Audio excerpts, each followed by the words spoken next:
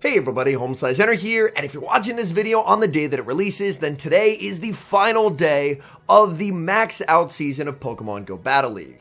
The new season, Dual Destiny, arrives tomorrow, and I'll of course be covering all of those move updates when they do release.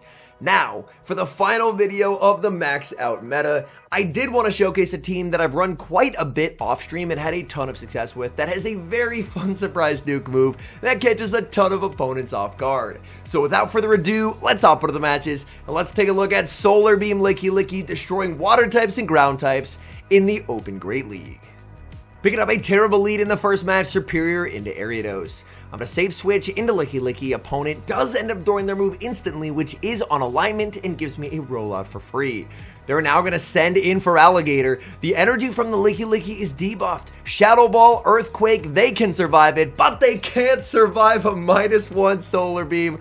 For Alligator gets absolutely destroyed, and now their final Pokemon is revealed as Morpeko. And at this point, purely just from flipping switch, this game is over. I'm allowed to get to a second body slam, so I'm going to go for it. I may as well get some damage onto this Morpeko. Morpeko does actually elect to use a shield, and that's very fine by me. Morpeko goes for the Aura Wheel, able to secure a knockout onto the Licky. I bring in Superior, but I don't need Superior to win this game. So I can just fully let that Aura Wheel land, and then just win the game with my own Morpeko. My opponent farms up. I believe this is only a Psychic Fangs, so I let it go. Psychic Fangs is not going to be enough to knock out. I get the idea of lowering my defense, but even if my defense is lowered, the Ariados is still not going to be able to Poison Sting me down. I go for the Aura Wheel, picking up the knockout, and at this point, there's just no hope for the Ariados. Opponent sees the writing on the wall and concedes the match. Picking up a decent lead in the next match, Superior versus Malamar. Even though this is a type-neutral matchup, Superior is typically favored, because Malamar can go for a Foul Play, and that does some solid damage, but a Frenzy Plant does quite a bit more. So Frenzy Plant, if it lands, will get the opponent deep into the red. Frenzy Plant is going to connect. Malamar is actually going to let me make it to the Aerial Ace. They could potentially go for a superpower there to deny the energy, but instead, they're going to go for farm on for Alligator. And this is quite scary, as for Alligator up energy is deadly into every Pokemon in the meta, but the good news for me is they take a ton of Vine Whip damage to do so. In comes Morpeko. I'm more than happy to commit the shield as Morpeko here, and then just look to farm. Another Hydro Cannon reached by for Alligator, and another shield by Morpeko. I cannot let this damage land in the back. They have Diggersby, so they're running a team that is triple weak to Superior. Even though they have a ground type into my electric type, let's see what Morpeko can do. Psychic Fangs to get a bit of chip damage and lower their defense, and now I can go for the dark type Aura Wheel. This Aura Wheel is gonna connect massive damage to the Diggersby and the switch out to make a catch onto Licky.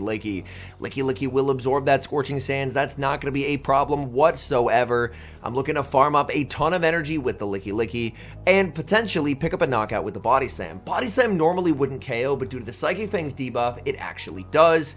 I'm not in a range where Hydro will KO, so at this point, this is just game over. Opponent realizes it, they're not going to use their shield, and we're able to take the win. Picking up a very negative lead in the next match, Superior versus Moltres. I'm going to look to save switch into Licky, and let's see if they send in something to Solar Beam. That's not really something to Solar Beam, unfortunately, as they do send in Primeape. I do respect it, and it is going to be the close combat. I'm farming up, threatening a one-hit KO with a Shadow Ball or an Earthquake. Opponent calls the Body Slam.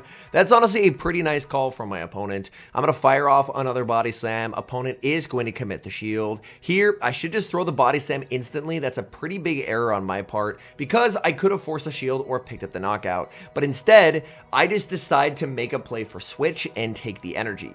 Now my opponent aggressively switches in the Moltres, but I'm a little bit worried because shield's down. A Brave Bird is going to do a ton of damage to Morpeko, so I don't really want to send in my hard counter.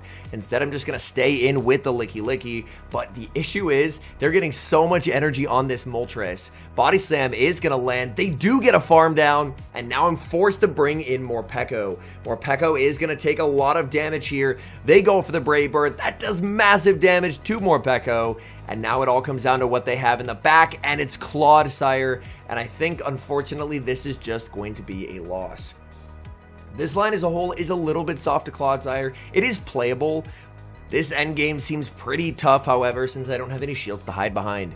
Opponent can just Sludge Bomb and go for a farm down here, and there I had a win con. This game was winnable if I just clicked Frenzy Plant. I was expecting them just to farm down.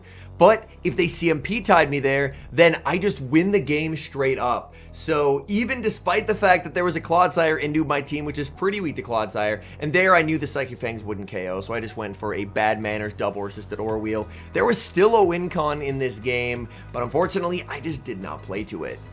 We move to the next match. Oh, terrible lead again. Superior into another Ariados, and I'm just going to save switch into Licky Licky. Opponent is going to respond with Diggersby. Diggersby normally an absolute nightmare for Licky Licky to deal with, but not nearly as much when we have Solar Beam. Scorching Sands is going to connect. I get to go for the Solar Beam. It will not one-shot because Diggersby is very bulky, but it makes its presence felt. The Solar Beam lands, and just like that, I'm now in a position to flip this alignment.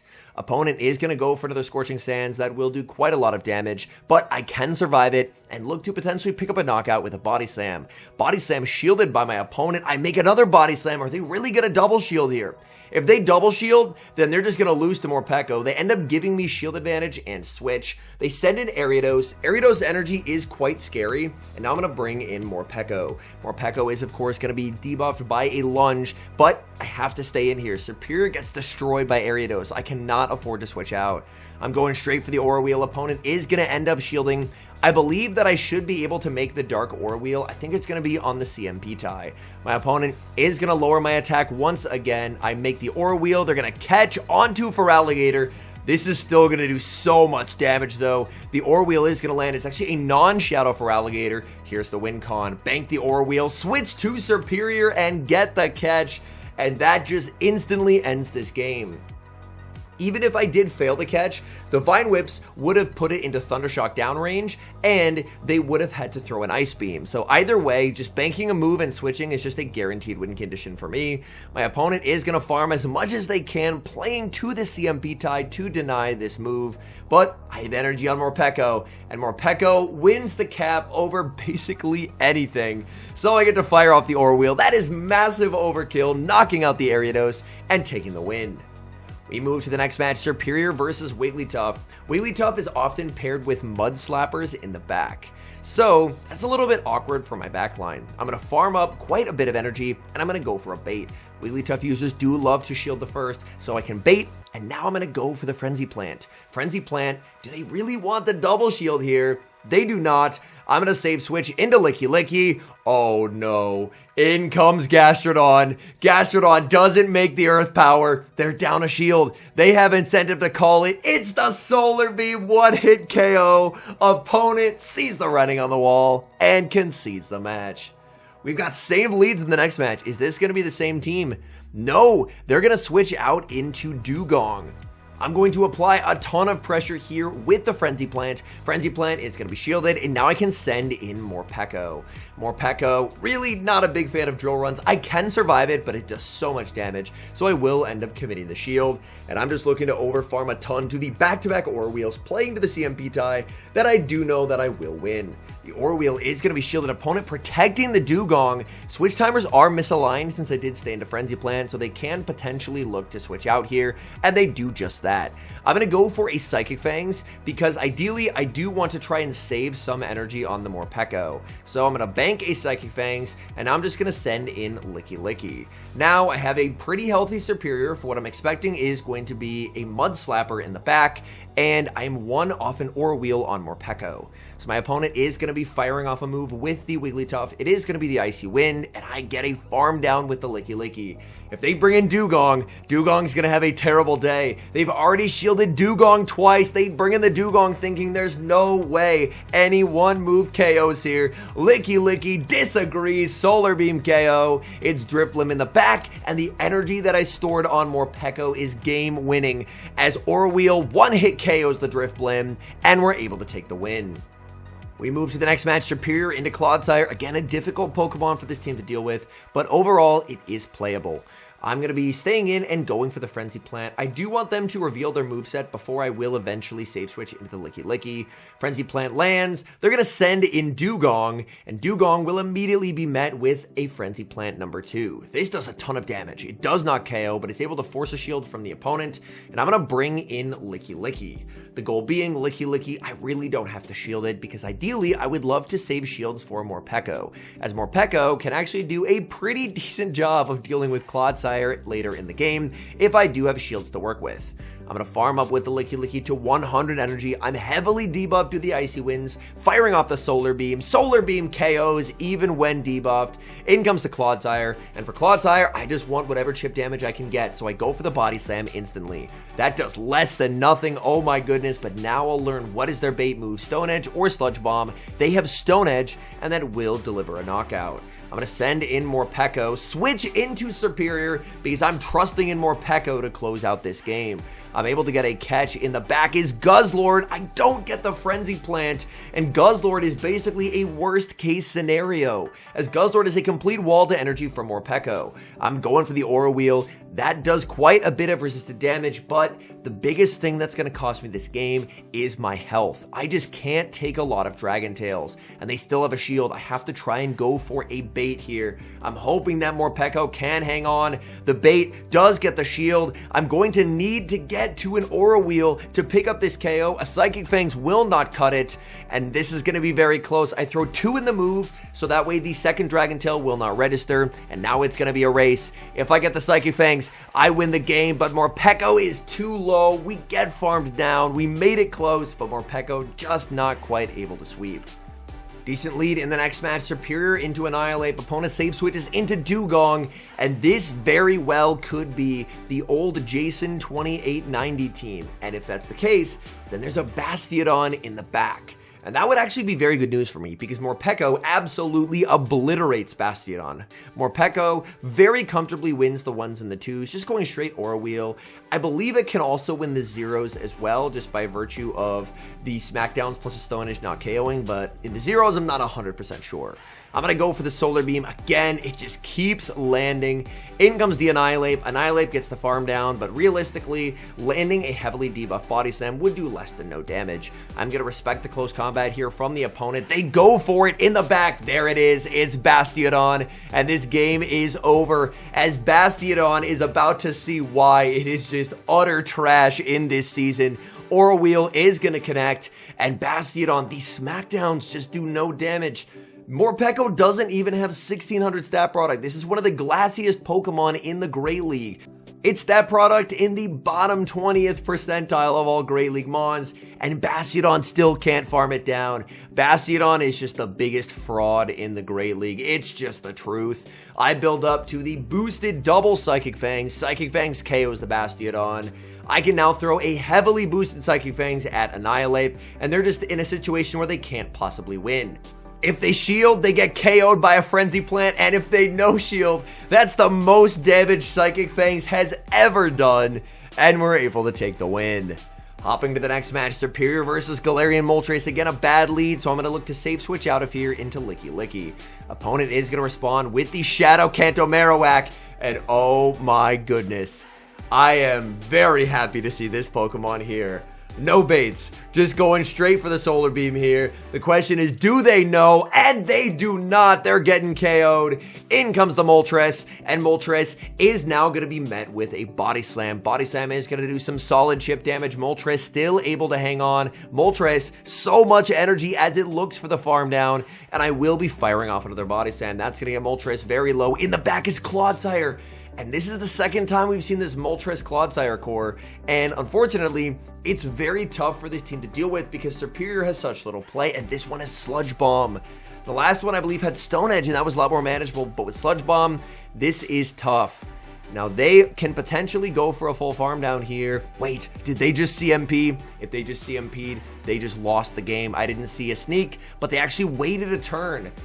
Waiting a turn when your opponent has a move is absolutely wild. Here, I'm going to call the bait. Sludge Bomb will not KO, but my biggest issue is that my opponent is not in a range where Psychic Fangs will KO. So even though I'm going to get to fire off the Psychic Fangs just does not do enough here. They can survive it. I now switch to the Hangry form. I make another Psychic Fangs. This will be forcing the final shield from my opponent, but they also just have too much energy on the Moltres. Even if I'm able to successfully get a catch, Moltres is close to 100 energy. So unfortunately, this game is just over. I switch in Superior. I get the catch, but as we're going to find out, a catch does not save me as they head back-to-back Ancient Powers. So, a Galarian Moltres up energy is a Pokemon to be mindful of with this team, as it is quite scary to deal with. Hopping into the final match, great lead, Superior into Dunsparce, and they're staying in. In these final days of the season, there has been a massive uptick in teams that are ABA weak to Superior. Whether it's like Marowak plus Feraligatr ABA, Diggersby plus Water ABA, Dunsparce plus Water ABA, people are just completely disrespecting Superior, so it's a pretty good way to gain elo, especially if you're trying to make a last second push, either to get to Legend or just to get to a rank that you're trying to get to this season. Either way, Superior lead, very, very good right now.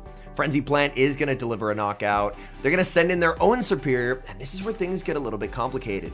I know they're going to have something weak to my Superior in the back, so I'm kind of forced to switch out, but Licky doesn't have a positive matchup into their Superior, and neither does Morpeko. They land a Frenzy Plant that does some serious damage, and there it is, Azumarill, the Pokemon that they could not switch in because it was even weaker to Superior than Dunsparce. I go for the beam and it's shielded. Who respects Solar Beam? Oh, that is absolutely tragic. They go for the Ice Beam, and I'm actually not bringing in Superior. Instead, I'm going to trust in Morpeko to deliver victory. Morpeko up energy is absolutely terrifying. Farming up a ton of energy, opponent switches into Superior, and I'm going to go for a Psychic Fangs.